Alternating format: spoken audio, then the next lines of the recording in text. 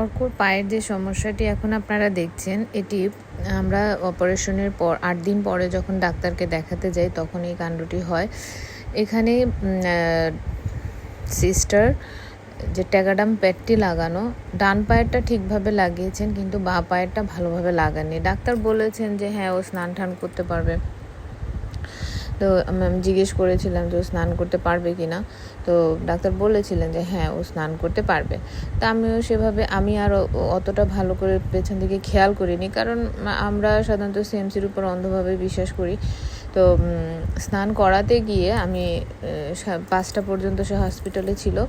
সেখান থেকে ফিরে এসে স্নান করাতে গিয়ে আমি দেখি যে কী ব্যাপার, এটার মধ্যে জল ঢুকছে। আমি সঙ্গে সঙ্গে তাকে বিছানায় শুইয়ে দিই, বলি যে তুমি এভাবে শুয়ে থাকো, আমি আসছি। আর ওই প্যাডটি তুলে দিই, ওই জায়গাটা ফাঁকা রেখে আমি চলে যাই। আর রুমটা লক করে রেখে গিয়েছিলাম। সে কিন্তু ওই সময় রুমে একাই ছিল।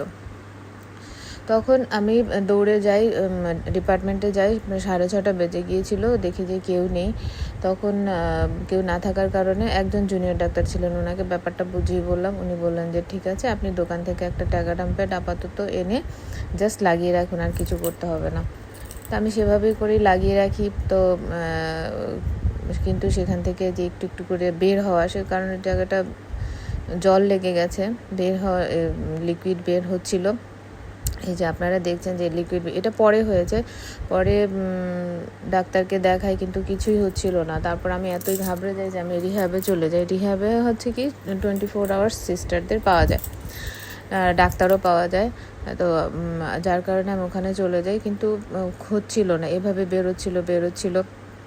দীর্ঘ 1 মাস এটা বেরিয়েছে, যদিও কোনো ব্যথা হয়নি, যার মানে ইনফেকশন না, জাস্ট কোনো একটা কারণে জল বেরোচ্ছিল। ওই যে জলটা লেগেছে ওইটার কারণে। তারপরে আমার এক দিদি কিছু কবিরাজ যে ওষুধ পাঠান, সেটা সে খায় এবং চারপাশে লাগিয়ে রাখি। 5 দিনের মধ্যে ওটা শুকিয়ে যায়। তো আমি এখানে কবিরাজি বা অ্যালোপ্যাথি কম্পেয়ার করছি না। তো ওই সময় যে আমার যে মানসিক একটা যন্ত্রণা গেছে বা প্রচণ্ড রকম ভয়ে থাকতাম, সেটাই আপনাদের সাথে শেয়ার করলাম।